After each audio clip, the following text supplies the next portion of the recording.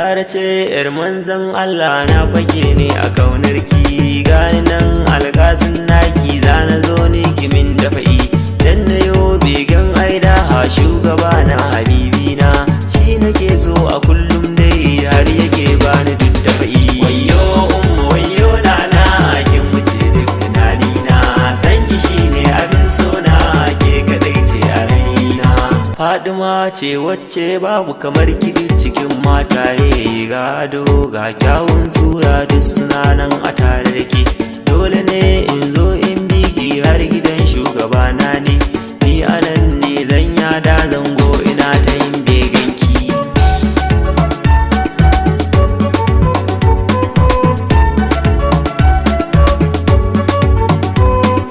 Ya zamo ai dole sai an so ku ne da ake dace, Fadima ni kan na kama na riga dai da na dace, ko ina ne kan na kama Fadima yar gidan gata, tallafin ki nake nema sai da ku ne ake dace. Wayyo umma wayyo nana kin wuce duk tunanina, sanki shine abin sona ke kadai ce a raina. Ko da yaushe ni dai burina in je ni garin Makka, in na je ni garin Makka in wuce har cikin raula, ni anan ne zan ma zauna in ko Fadima ta yarda, in dare robaitin nana yar gidan ya Rasulullah.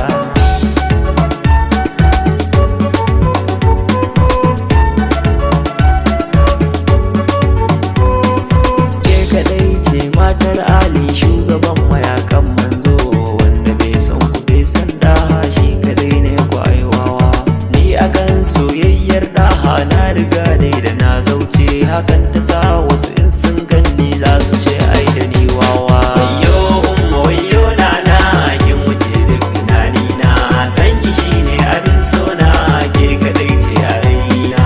Dole ne zan san yau shehu tijjani cikanta, hadda barhama gausina shi nake so a ruhina, dole zan san yau shehu hutu shine kwatsalina, gibiri ma kasa da fa'in ka cikin buwaya na aikina.